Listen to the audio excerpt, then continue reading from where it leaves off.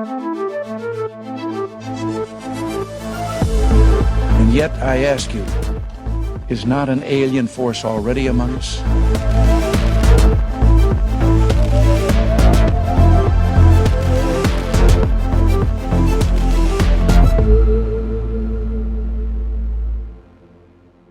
Hi, welcome back to the show. Thanks very much for joining me. Tonight I'm joined by my dear friend Marco Leal from Brazil, investigator, ufologist, and producer of the documentary Moment of Contact, which was made by the filmmaker James Fox. It's all about the Varginha case, which many people refer to as the Brazilian Roswell. What I'm going to do is show you the trailer to the documentary before we kick off with the interview, just to warm you up and get you familiar with what we're going to be talking about. So let's dive straight into it.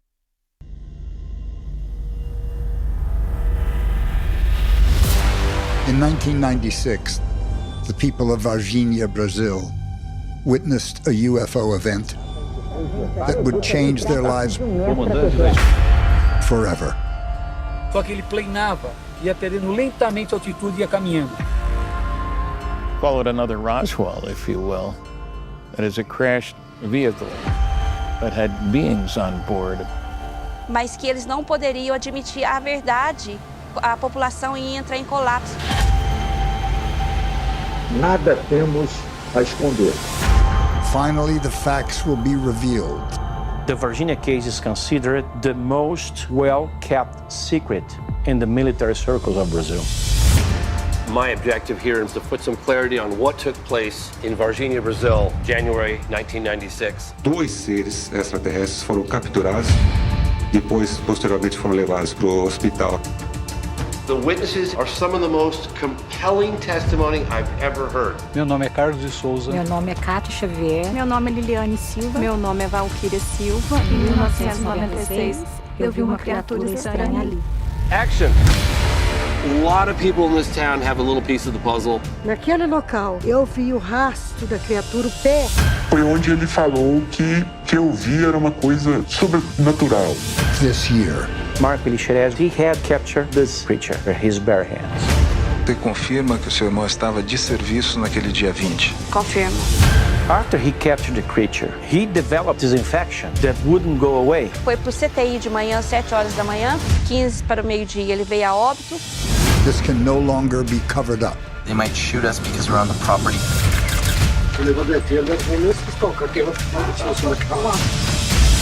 This can't be denied. Bateram na porta e aí eles falaram pra mim.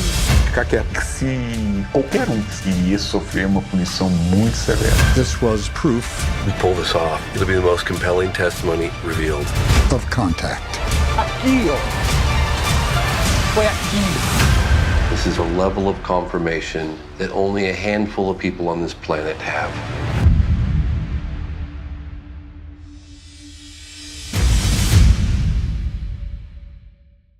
Marco, thanks so much for joining me, my friend. Thank you, Gary, to have me on here. Thanks for the opportunity. Oh, no, it's such a pleasure. The last time we saw each other, where was this? São Tomé das Letras? Yes, São Tomé das Letras.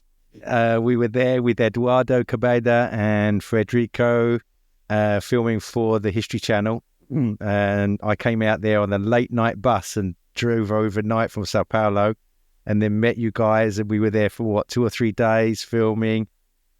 Happy memories, yes. Happy memories. Oh, yes. We were talking about last week about this episode that was amazing, São Tomé das Letras, that you did your interview. Yeah. And everybody loved the episode of the series. Really? Here with you. Yeah. It was that town is so beautiful, isn't it? The streets with the cobblestones and the mountain, and it's something special. You know there's something special when you get there, right? Yes, it is. And it is like a mystic place, which a lot of people who believe in UFOs or spirits and all kinds of that, they goes there to have a good time. To have those experiences. Yes. So what's the history of that place with regards to UFOs then? Because I didn't really know much about the place at all when I got there. I hadn't really heard of it until you said, get the bus from Sao Paulo and come there. Tell me about what happened there, because there were other people who were giving interviews about their experiences. What happened there? Yes, exactly. Yeah, they have like all the mountain of São Tomé das Letras. We know there's 95% of crystals, like crystals, and the people there believe this kind of minerals. They take attention of like some UFOs, and a lot of people back to the 90s, they had sightings of UFOs, and we have also another stories about abduction there. Okay. And actually, we spoke with the chief of police of the city, and he told us about a story in 1997 that some girl disappeared, and they didn't know how where she went, because she just disappeared. I remember there's a bus driver who saw her and with her boyfriend, and then when they just they didn't know how she just disappeared, and her clothes stayed at the place. Really? And yes, and the chief of police told us that they started to looking for her. It didn't find anything, and he called the firemen to see if her was in some caves around the place, and nobody could find her. And it was very sad, because the chief of police, he went to her parents' house to explain what happened, and that was a very big mystery for the city, And but also back to the 90s, 80, 88, there's so many videos, UFO videos that was shooting by the tourist people and the local people, But now, actually, a lot of people don't see anymore this kind of strange lights. Okay. But they used to do a lot of UFO activity before, It's funny how they seem to, these things happen. We have a place here in the UK called Clay Hill in Warminster, and it's a military area. There's military bases around the area, and in the 1970s, they called it the Warminster Thing. They just said it was a thing. It was like strange noises in the sky, people seeing lights. The local residents were calling the police and the local politicians to say, we want to know what's going on. They thought it was military things, but they were scared. They didn't know. And it built to a fever, and then I think in about 1972, they had like 10,000 people go up on top of this hill to try to see, what was happening there. And then it just died off. And then shortly after, the crop circles began in the same area. So it's funny how you get this intense activity and then it goes away. Did they find the girl? Did she ever get located, or was she disappear forever? Yeah, she disappeared forever. And the chief of police that we spoke like 2 years ago, and he told us about this story, because now he got retired, from his job, and he told us this story. But actually, was a secrecy from the police station area. They didn't know, they didn't want people to know about this story, because that's a lot of people got afraid to be at the place. But was a really strange and weird story that happened. And like you said, was kind of fever too. They had a lot of sightings in beginning of the 90s. And I remember this local guy, he shot a video with like 6 lights. First of all, was like only 3 strange lights, and then just like became 3 more. And then I remember there was like 6. And they sent this video like people to analyze. People who knows, yes, analyze the video, and they didn't know, they didn't have an explanation for it, you know. And this kind of things that used to happen in that place, and the local people believes because of the crystals, that they has a bunch of crystals in the mountain that we went there in São Tomé das Letras. Yeah. You know. And it's funny because, you know, I stayed with, because I have a very dear friend, the director I worked with back in 2010, Norman Sharp, his mum, Anna Sharp. I don't know if you know Anna Sharp. She did all the research into the John of God, João de Deus, and Dr. Antonio, you know, these psychic surgeons. And she lives on the top of the mountain in Bocaina, which is just above Bananao. It's in between Sao Paulo and Rio. And I stayed there many times, and it's a crystal mountain. And she has a camera outside the front of her house, which looks out over the mountains. She's right up the top. And so many times she gets the footage out in the night, and these orbs have flown around and just flown around the camera. She believes it's something connected to the crystals, that there's a frequency or some attraction. Yeah, these areas, we don't have any explanation for that. It's crazy things that happens, and people, a lot of locals, they you know, they want to know what happened, and they try to ask us, like, to say to them, hey, what is this? And actually say, we don't know. You know, that's the phenomenon. In this business, Marco, you get to say we don't know quite a lot, don't you? Yeah. And people get afraid. No, I believe it's an alien. I know. You know. Well, it's funny because I started I have a friend, a dear friend, Johnny Wine, and when I was living in Mexico, we had a live cam on the volcano, which was a Popocatépetl is a live volcano in Mexico City. And many ovnis there, many UFOs flying in the volcano, flying out the volcano, filmed regularly at night and in the day. Sometimes when the volcano is about to erupt and they're evacuating the town, then you see these lights fly into the volcano and it stops erupting. They don't have to evacuate. And we have this on footage, okay, on camera. Yeah. So I showed this to my friend. I showed this to my friend in the UK when I was there. This was during the pandemic, so he was home, didn't have much else to do, and he knew it. He's known me for years. He knew about my work with crop circles, but this video, this got him hooked, and so now he's more advanced about ufology than me. I'm not a ufologist, as you know. I'm a crop circle guy, but I work with people like yourself, so I get to know some of these things. And so yesterday we recorded our first show called the Disclosure Dialogues because of all the disclosure and all the sightings that are happening right now in New Jersey. Are you familiar with what's going on in the States right now and in the UK with all of they're calling them drones, but they're not drones? Have you seen it? Yeah, people sent to me, but actually I don't have any. Actually, I don't know. You know, any explanation for it. No. And that's crazy. I know. But my friend, he was like, you know, interested. And then yesterday he said, I'm actually quite scared about this now.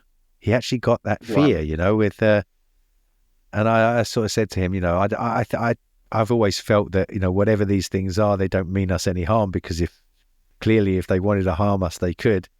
But it seems like, it's funny because Steve Bassett and I were talking about the nuclear bases and the way that these UFOs have interacted with nuclear installations, with missiles and the military. And we were talking about this because of what's going on with Russia and Ukraine and all that now. And now all of these, in the UK, we have 4 bases here. I think it's 4 bases where we hold American nuclear weapons in England. And these things are flying over those bases here in the UK, and they're not shooting them down. They're telling all the public there's nothing to worry about, but we don't know what they are. And now in America, I watched there was an emergency hearing in Congress last night, and there were governors and mayors of cities demanding information from Homeland Security and the FBI, and no one has any information. And then I saw some footage today, Marco. It's fresh, this footage, where members of the public, they see the light in the sky, and it's quite some distance, so they zoom into it. And when they zoom into it with the camera, it puts a shield around itself and looks like a you can't see it. It looks like a bubble around the light. And so when they zoom back away again, it clears. So it's not actually letting them film close up. Yeah, that's incredible. Oh my gosh. I know. Yeah. I wonder. I think there's a lot of people in the UFO community that are thinking this might be the time when, we get to know more. Who knows? Yes. Yeah, maybe our governors, maybe now actually in the United States, they are taking serious about it with all this Congress and and it's amazing that some people they are coming speak more about these things, and to people take serious, because this is happening in all, I think, all of the world, and we don't have answers for it, and for sure they know more, and that we are hoping to they open the files and tell us what they really know, but I don't know if this is gonna happen. I know. Really. I don't trust them to tell us, because they've kept it secret for so many years, and they have so much different stories. So I'll believe it when I see it. But what's happening right now with all of these lights over the New Jersey and here in the UK, maybe this will force them to have to say more. Yeah. Because people suspect that they do know more, like you just said, and that's why they can't say anything right now when they're being asked the questions. Yeah. So we'll see. We'll see. Okay, I wanted to get on to your wonderful documentary you made with James Fox, Making Contact, the famous Varginha case. Oh yes.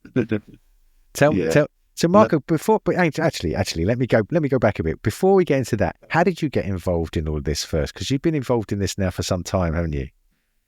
Yes, Gary. Actually, when I was a little kid, I think I had 10 years old, when I saw the news on TV about Varginha, and I got so impressed because the media, they were taking serious, and they knew that something happened, and that our army and governors, they were covering the case, because I remember the serious people, like journalists, they were investigating at the time, and they knew that something really strange happened, and they captured something that they didn't know what was it. And everything started with the sighting of the three girls, Liliane, Valkyria, and Katya, when they saw this strange creature that they thought that it was a devil. They never said the word ET, because they didn't know what was it. And when I saw the interview of the girls and some ufologists that was talking about, and journalists, I got so impressed, and I felt in my heart like, oh my God, I want to know more about this case. I would love to be with the ufologists, the investigator at the time, but I just had 10 years old. And I remember we were waiting the next days to know more on the news, but actually all the investigators, the ufologists, they did a really incredible work on the case, because they got, I think, 40% what happened. So they had the witness. When they started to investigate this case, they realized that was so many more people involved,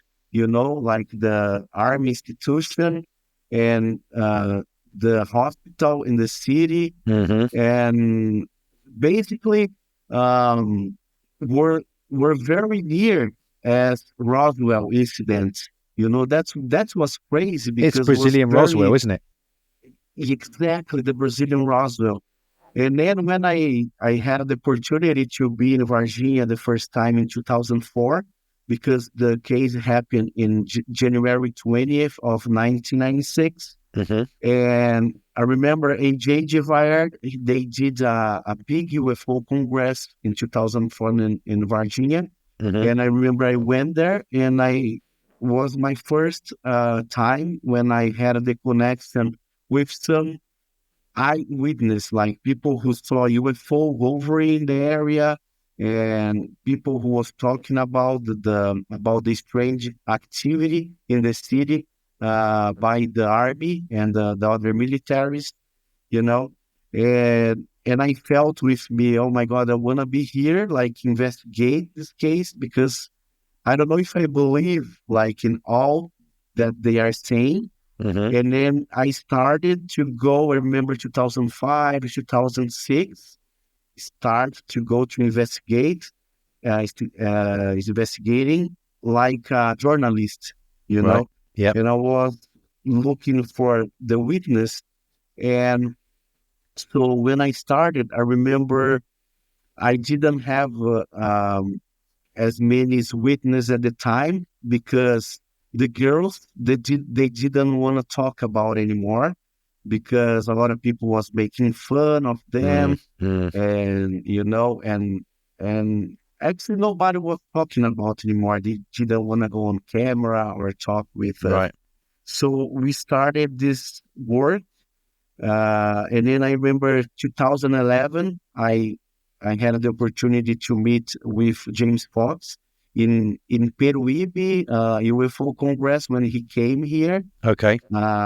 We had this UFO Congress, and I met him and his wife, and James was he didn't actually believe at the Varginha case, and he was asking about the case for me, and he asked for other researchers. And he thought, maybe this has happened, because he didn't know more information about it. And I remember he asked me, like, Marco, if I come here in 1 year, like after 1 year, if I come with the camera crew, would you work with us, with take us to Varginha and meet with some witness? I said, yes, I can try. So and then the first work happened in 2012, then, when they came with National Geographic crew camera.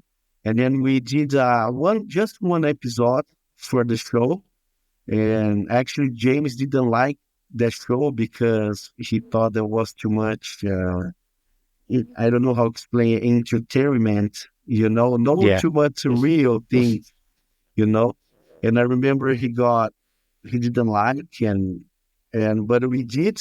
And in 2012, we had just like the girls that we convinced to come on camera, and we didn't have any more witness. And then James started in 2000. This was in 2012. 2013, he came back with his own crew, and he said, "I'm going to start my own project here, and then we're gonna put in as many as more witness and information." And then we started. And I remember 2015, we had more information because I found so many witnesses in like civilian and military witness. Because when we started this investigation, like Gary, was incredible how many people was involved, but they were kind of afraid to speak, and we were trying to convince them and to say what they were involved. And we had a very lucky because the people, they said, oh, now it is like 20 years of that already happened, this case, and I think now I can speak what I know. And then we started to put a puzzle together with all these informations, you know. And I remember James, he's supposed to put in one part of the Varginha case on his oldest documentary that was The Phenomenon. The Phenomenon, yeah. And then he had the Phenomenon, and actually the Varginha case was the first case he put it on the documentary. But we had so many information, so many witnesses. He said, "Oh my God, we probably can do one documentary only about the Varginha case." And then he said, if the phenomenon goes good, you know, we can have the opportunity to make another one. And then that's what happened. Like in 2020, he released the phenomenon. Yep. Yes, the phenomenon. And then he called me and said, "Oh, now let's go do the Varginha," you know. And then we already had it all these years investigating, so we knew we got so many witnesses. And then when he came here, we shoot the documentary about 3 weeks, putting all together. And then after he did he put it all together for the final film, production. Yeah, you know, yeah.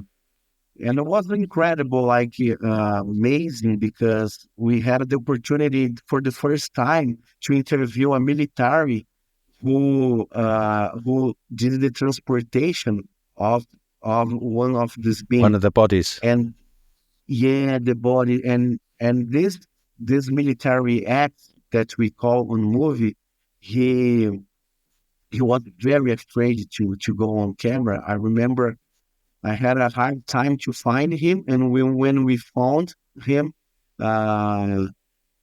he said, "I took 10 months to he agreed to meet with me personally, you know, because he said that he was afraid to hear names, about his name goes, you know, on media, and people reach his up from the military base." But when he met James, and he said, because the military acts, he was the first sorcerer at the time. In 1996, the Ubirajara Rodrigues, Vittorio Pacatini, Marco Petit, and Claudio Covo, they were investigating this case, and they find out about this military's activity. Okay. And I remember they recorded a video with his testimony in 1996. And after that, they never released it. This interview statement. Yeah, this interview for the public. And that's why the ufologists at the time, they had a very compelling interviews that could put the army, you know, like they push the army, say, "Hey, if you don't tell the truth, we have here some interviews from the soldiers that this is happening." So I remember the media was pushing the army, but they didn't.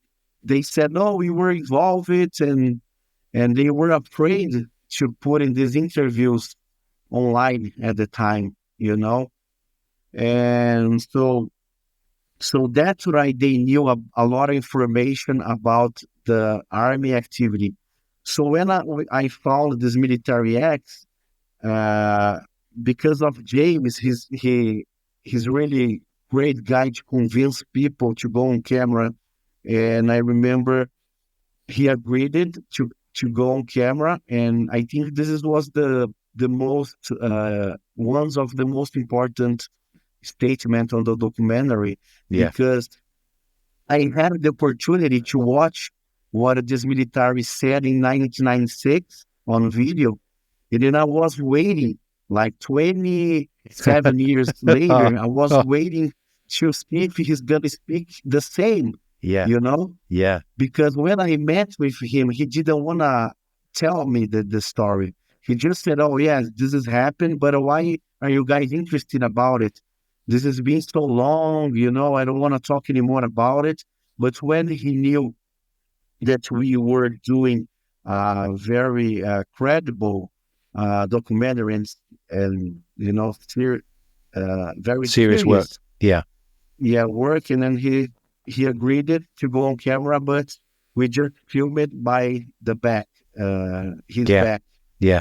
And he was telling all the things. When I heard that for the first time, I got a goosebumps. How do you say? Goosebumps. Yeah, exactly. Yes. Yeah.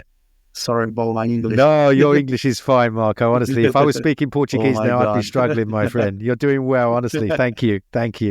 Oh, so in the documentary, that's the guy. Is that the guy? So I saw the documentary. I should have watched it again before we came on, but I watched it when it first came out.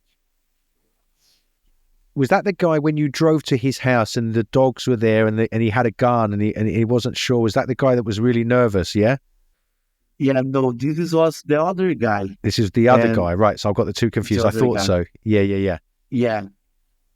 The army guy, he did the transportation because he was in a mission that he didn't know because his boss didn't tell him what he was doing there. Just say, drive the truck, and then now you have to go on to the hospital. And then when he arrived at the hospital and he parked his truck, he saw a strange activity of the firemen, the police department at the city, and the army. And then he thought really strange because everybody was running around. And then I remember he said that he got curious about it, and he has his uniform on. And then he went inside of a room. And when he went to this room, he saw this box with his captain and other doctors. They were looking in a box. And then when he saw this box, he said that he saw only like a body, but this body had a kind of blanket in the top of it, into the knee. And then he just saw the knee and the foot of this strange creature. But he thought there was a burned man or animal burned. Got you. Because what the hell is that? When he looked at. So when his captain saw him inside of the room, said, "Hey, what are you doing here? You're supposed to wait outside." And then he said, "Oh, I'm sorry, Captain." And then he went out, and he was waiting for. And then they closed the box, the other militaries and the doctors, and they put this box in his truck, And the other. Then he was with the intelligence army, agents, and then he said, "Now we have to go back to the base, and you don't stop for nobody. You just follow me." And then he told us that he drove, but he never thought that was an alien, because he didn't know about this mission because his captain, nobody told him about it. And then he told us that 3 weeks later, he found the news about the girls, the signing of the girls, and everything was the media was telling. And he thought, "Oh my God, this probably was the mission I participated." Got you. And then, but he never thought that it was an alien. And he knows more. He knows more information about it, and then that's why he was very afraid to speak, because when he arrived at the base, his general called him, and then they said, "Oh, you can't say what you saw. If you say anything, you're gonna have in trouble. You're gonna be in trouble." And he stayed like quiet, but he recorded the video because actually he told us that he recorded this interview in 96 because he was afraid to the other militaries. Probably they were threatening him and his family, and he thought, oh, I'm gonna record the interview because if something happened with me or my family, the ufologists, they can give this to the media and then show the media what happened, But I never, nothing happened with him, And then now we had this opportunity to speak with him for the first time. And when I saw him speak for the first time, like with me and James, actually he said the same thing when he said in the first interview in 1996. Exactly the same. That was a big time for me and James because, oh my God, probably this is real. And then you get his information and connect with another others. It corroborates. We call it corroboration. Other people's stories, they corroborate your evidence. Yes, with another military too information. Other military. And I remember in the documentary that when James was there, you went into the town and you just put a sign up, we want witnesses, anybody was around. And so many people came and knew about it and wanted to talk about it because the pressure seemed to be off because of the time since it had happened. And so I think I remember James saying on camera, I was really surprised how many people in one day came forward to talk to us. Exactly, because Varginha is a small city, and then a lot of people at the time they knew somebody who was involved in some parts, or people had a family in the hospital, or people had some uncle that worked in some area who saw the strange military activity, and a lot of people saw the UFOs that was hovering because the really interesting things that the people when saw these UFOs that what they were hovering, they felt that, oh my God, this is look like they are looking for something, and probably they were looking for his buddies, because we knew then the firemen, they did the first capture of this creature in January 20th in the morning. And then the second capture, they did with the Marco Leal, that was a soldier. And he did this capture. And 27 days later, he died, with some infection. And because there was a smell, wasn't there? The thing, I remember they said when they took it to the hospital, they couldn't go on the floor for so many because the smell was so bad. That's right, yeah? Yeah, it smells of ammonia. Was so strong, and all the witnesses said about this smell. The mother of the girls, because when the girls saw the creature, they ran to her house, and her mother said that when she found the girl, said, "Hey, what happened? Why are you crying?" And she said, "Oh, mother, mom, we just saw devil." And then I remember Luisa, the mother, said, "I want to go to the place because I don't believe you guys saw the devil. If the devil appeared to you, it's gonna appear for me too. And then let's go there." And then when she went there, 30 minutes after, she couldn't find the creature, but she felt this strange smell of ammonia, In the hospital, the radiologist that we interviewed for the first time too, he's talking about this strange smell that they had it to close the radiologist's place because of the smell that was so strong, and also the other military guy who didn't want to go on camera, And he told us about the smell too. Smells so bad of ammonia, you know. And this is very strange. So Very they strange. captured, and then they gave to the army. The army drove to the base, and then after we knew about some American Air Force came and took these at least two bodies of these creatures. But there's more witness that they say can be 5 or 6 creatures. Really? You know, yeah, that's what captured. But we don't have a eye sorcerer. No. You know? No. Yeah, no eyewitnesses.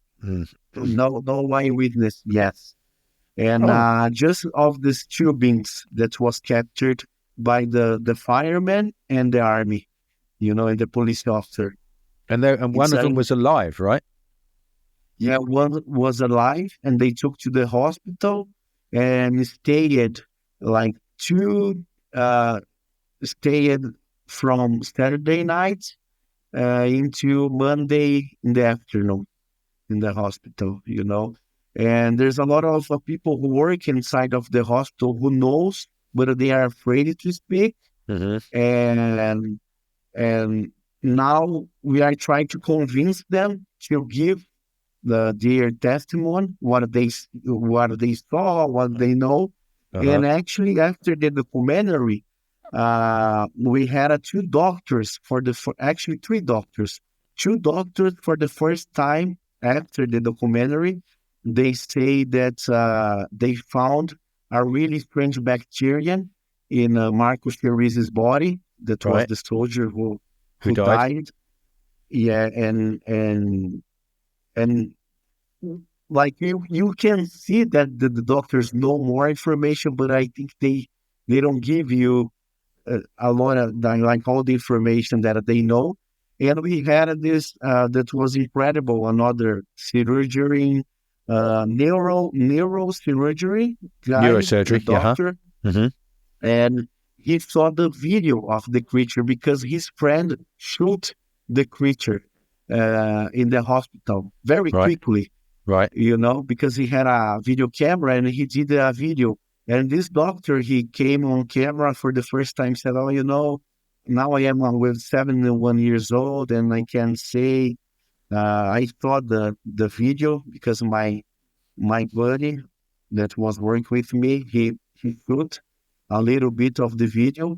And on in the interview, he speaks more about it, the body of the creature. And now James Fox is really interesting about their statements, right? You know, right? And then we believe that this documentary maybe brings more people who knows more information, important information, to put one piece on the puzzle. You know. Okay, cereja na bolo, the cherry on the cake. Yeah, cereja no bolo. Yes. Fantastic, Marco. So the guy who was very nervous when you went there, he had the gun. Remind me, who was that guy? Why was he so nervous? Why was he so scared? Perfect, Gary, because the guy was Eric Lopes. Eric Lopes was the Marco Leal's partner. He was driving the car because when they knew about the creature, they were looking for. They were looking for it. Yeah, at the neighborhood. Yeah. And then when he was driving the car, and then they saw this creature. This creature crossed the car. And Marcus Leal got off the car and captured.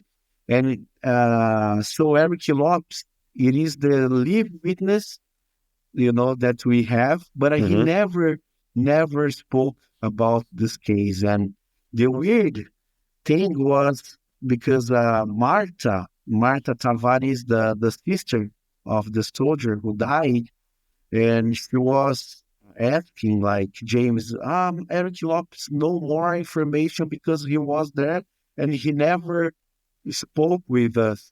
He said didn't happen, but we know that happened and that he was involved. then James said, I don't have another option, and I'm gonna visit him, and I want to ask him, And I remember I said, James, I know he gets so nervous when he's gonna, like, when people ask him about it.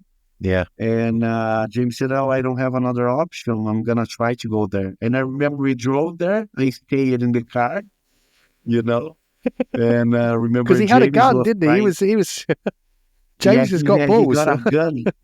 Yeah, because we never thought that he's gonna like receive them, like like Trenton. Because the first thing, even like we didn't ask any question. Romulo, that was the guy who drove us there. That was a politician from the city, and he took us there. And then I remember Romulo just asked Eric, and then Eric came in the window. And then said, "Oh, there's some American people here want to talk to you." And then he just said, if he's gonna ask about the ET, it's better you guys leaving right now, or you're gonna it's gonna be in trouble, Yeah. And then James didn't understand that, and then he was trying to, please talk to us. Yeah. And then he's just said. You can feel him like he's doing this, and he said no. And he got so nervous. And when James said to us in some interviews that he saw his eyes and his face was that he was burning something inside, like leave right now. And he had his hand right here, And then when Romulo said, "Oh, okay, you don't wanna? Okay, James, let's go. Yeah, let's go. Get out of here."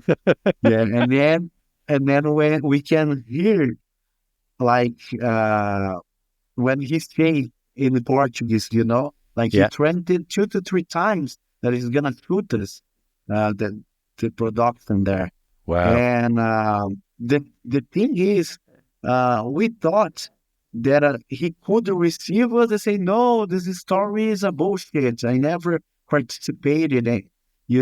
This is bullshit. You guys are wasting your time. And this is not true." But he did so different. Like, he changed. He changed us. Yeah, he changed it so bad. And then now we believe that he knows, of course, more. Because I remember we spoke with his wife, and his wife said to us, he didn't talk about this case even with us. With his family. His family. And then I remember, like the same street that Eric Lopes lived. 2 years, actually 1 year ago, 1.5 years ago, I went back there, the street. Yeah. And I couldn't believe, because the name of the street, of his street, like in front of his house, the name, it is Marco Leal, which is the name of the soldier. Really? That's weird. Yeah, that's we will find out. I remember I took the picture, I scanned to James. Said, "James, you're not gonna believe that, because this street right here, the name of the street is Marco Leal." I said, "What?" That's really that is more strange. Yeah. Yeah. And that's a recent thing? Crazy. So the city approved that they could change the name of the street or something? Yeah, and then we went to the hall, and then we find out that they put in 2011, 2012, turned it the name of the street Marco Leal. Really? Yeah, and then also we heard from another friend of Eric Lopes that he's very sad because he felt very sad because he couldn't help his buddy that was Marco, and he that's why he gets also nervous when he's gonna talk about, because Marco Leal and Eric Lopes, they went to the police academy together when they were very young. Okay. Right. And then they were very good friends. And that's crazy, because today Eric Lopes he married with another sister of Marco. Really? Current. Yeah, you know? And then it's strange, like, things. It look like Yeah. a novel. It is You like know? a novel, yeah. Yeah, it's crazy. But he doesn't want to talk about the case with his family and Marco Cheriz's family. And he feels so sad and nervous when he's talking about.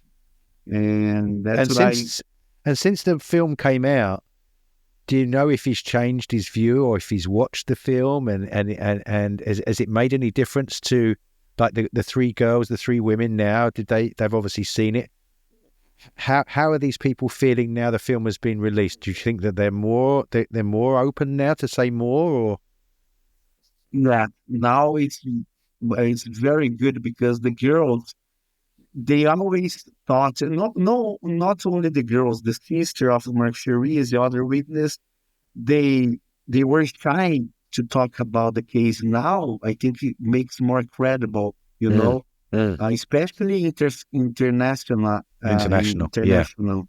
Yeah, and this was really good. But Eric Lopes, we knew that he didn't like because I remember he said to James probably could like blow his face, Blur the you face, know. He yeah. said no, yeah, no, but he did. Then Eric said that he didn't like. We knew from the sister of Mark Cherise that he didn't like the movie, you know. Okay. But he did what he has to do. People, you know, we don't know, like the governors or his chief was threatening him to never say anything, you know. Yeah. So maybe I don't know if he's gonna one day talk about this, you know. But now we have the doctor who said, no, yeah, the alien, they brought you here. I remember I was working here. And then I think was the most credible information after the documentary, you know. Wow. With these three doctors too, talking about the Marcus Cherise's death. Yeah. And him talking about the video of the creature. And that's why James is offering a lot of money to put his hands on, like I think $200,000, which in Brazil is a lot of money. A lot of money, you know. Yeah. But it's very hard. It's a lot of things, you know. It's a mystery. And we thought that the doctor families, they were threatened by the army or some governors to never release, because they know that the doctor should, you know, but it is illegal, you know, because when he shot the video was very quickly, some militaries went out, and then when he came back, he just did a little bit, and you know, right. And he knew about so that footage, trying to get that footage, that would be amazing, wouldn't it, to see? It would. Oh my God! I wanna. For me, it's gonna be a proof, because even I'm going there, like I talk with people, like I feel that we need for sure the evidence. You know, it's so many witnesses, so many stories. Yeah, and we need to put in our hands in some evidence or something. You know. I understand. It's funny. I was talking. Go on. Yeah, sorry, I forgot to tell you that after the documentary, also actually when we were recording, two controller officers of the Air Force, Brazilian Air Force, they were involved in to receive the Air Force airplane in Brazil, here in Campinas, you know. And then they gave more information. The US, you're talking about the US Air Force. Yeah. Yes. And then also, so many credible people that it is talking about. Something really strange happened, but we don't know. We need to our army open the files, or tell something, but I don't think this is gonna happen. So when I was in Mexico, one of my jobs was so the CIA had released the vaults, with all of the declassified documents about stuff that had happened in the 60s and 70s and 80s, and one of the journalists there, Ruben Villatoro, he was sort of in charge of deciphering, because they didn't make the documents like really clear. You had to go to different places to pull them out. It wasn't easy to access. It was just like a big dump of information. So they had to keep pulling the documents and put things together like a puzzle.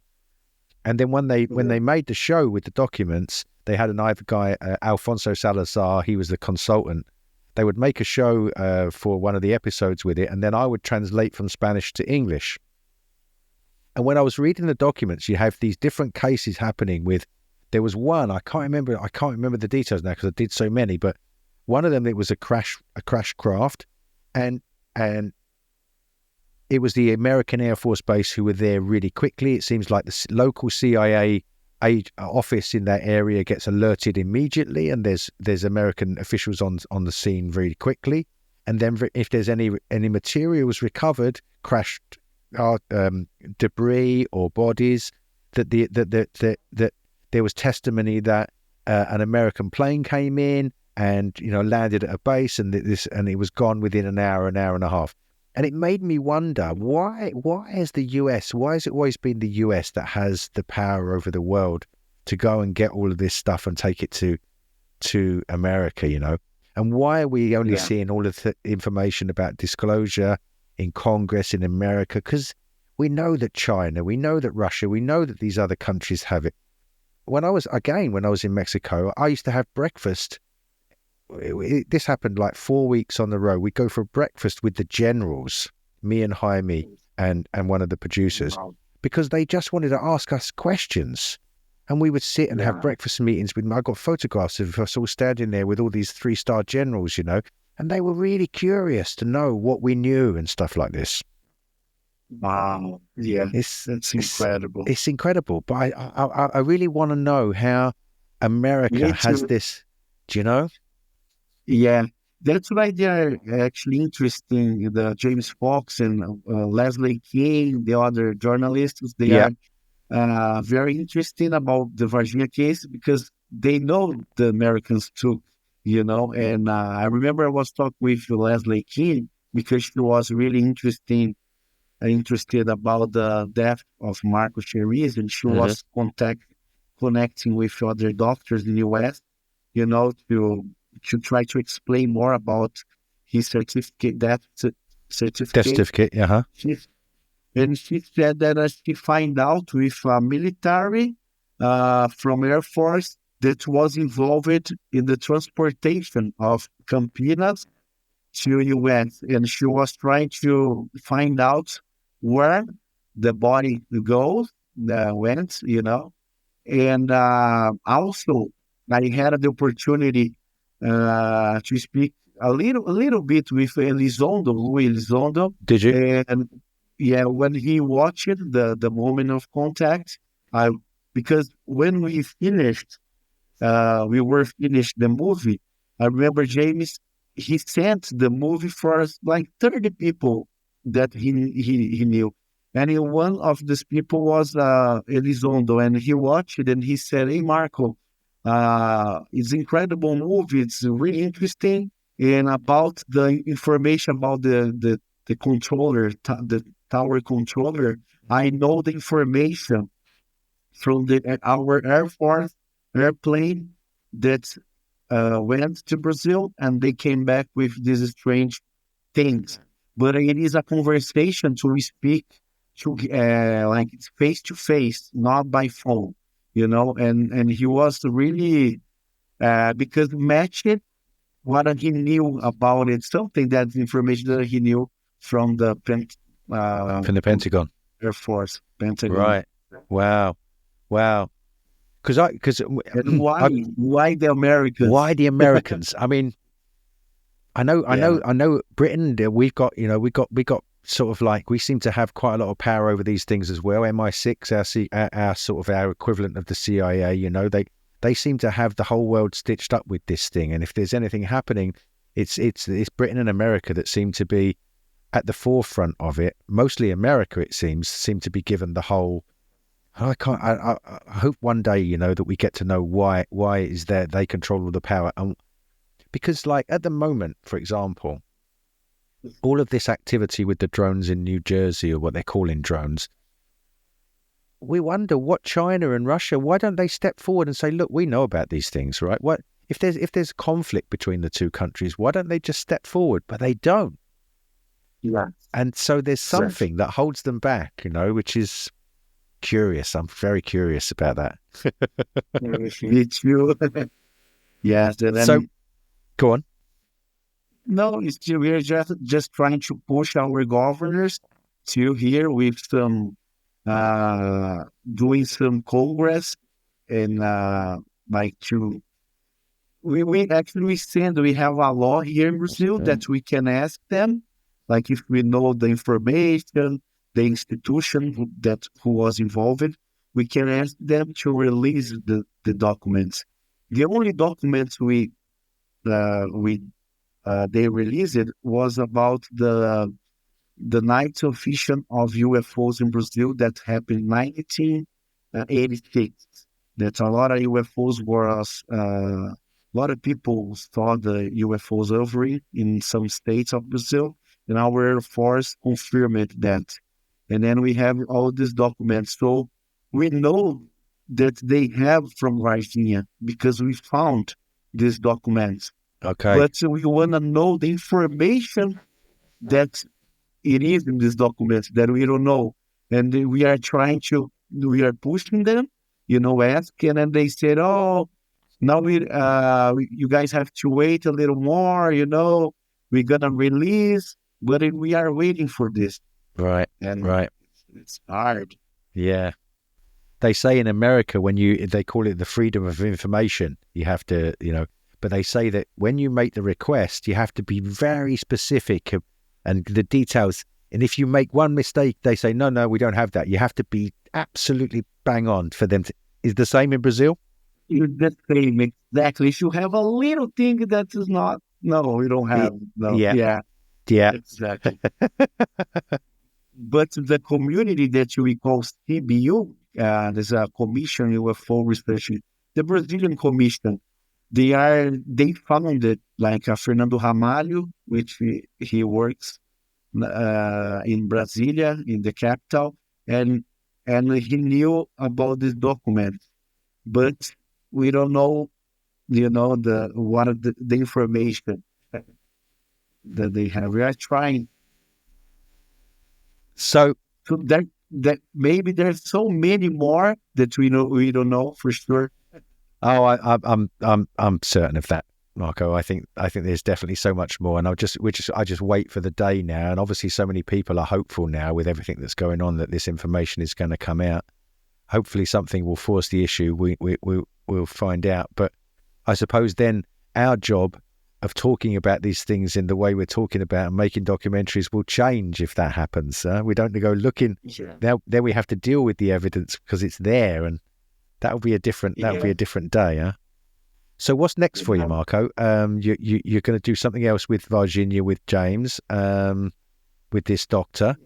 When are we likely to see something come out of that? Oh yes, actually we have some movie projects with Frederick Morse from the History Channel. Yes, but now I'm working with James on this new information about Varginha, because I know he wants to come back here, to go and we can record some new interviews. And actually, we had so many witnesses that we couldn't put all together in the movie. Right. Because we just had 1 hour and 47 minutes on movie, and there's more things that we didn't use at the movie. Maybe we can do another things, and that's where we are trying to get more credible interviews. Got you. Got you. That connects That's happening now? You're doing that now? Are you doing the interviews now, or are you just doing the research at the moment? Yeah, actually, we already did the interview just like I did with my camera, but we wanna do. I'm still doing more research to more witness, but we already have these interviews already to do. James, to do with these doctors and other officials here. Fantastic. Probably we are trying to convince another, because Military X is helping us to convince his friend who participated of the mission. But the information, it is the information that we don't know already, because he didn't want to tell us what he knows. But we know that he participated in some parts of this operation that happened in Varginha, United States. Got you. Yeah. That we're trying to convince him to go on camera. Oh, I hope that happens. That'll be very interesting. It's a very interesting case. I mean, when I first came down to Brazil in 2017 in Porto Alegre, I did a congress in Porto Alegre with AG, and that's when I first heard about Varginha case. Oh, okay. I didn't know about it before then, because I always say I'm not a ufologist. I'm a crop circle guy, but I obviously I'm interested, and when I hear about these stories, that's what's been so wonderful about coming to Brazil. I think I've been to Brazil like maybe 8 or 9 times now. I feel very comfortable there. I was there. I was in Recife and Teresina the last time in Congress in Teresina. Yeah, it's hot there. It's very hot. Oh yes. My God. Yeah, it's incredible. And I went to Jericoacoara as well. Very beautiful. It's very beautiful, very beautiful. Yeah, but it's very hot. It's very hot, but it was a very, very special place. Very special place, Jericoacoara. Marco, listen, this has been so fantastic to have you on, my friend. Will you please give my best regards to Eduardo and Frederico? My time there with you guys was so special when we were in São Tomé. That it was such a special time, and hopefully, when more stuff happens and you get this new documentary going, I can get you back on, and hopefully James, if you could come on with James and tell me all about what's happening, that would be fantastic. Be a boost for my audience. For sure, he will come for sure. Fantastic.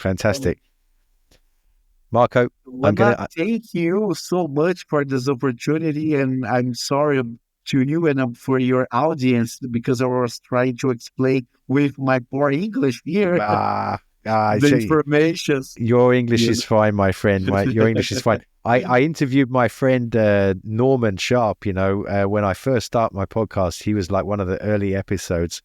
And he was saying the same thing. Oh, my English is not good. Your English is fine. Don't worry. Oh, okay. Thank you. Marco, thank you so much for coming on, my friend. It's such a good privilege for me to see you again. And we'll stay in touch, huh?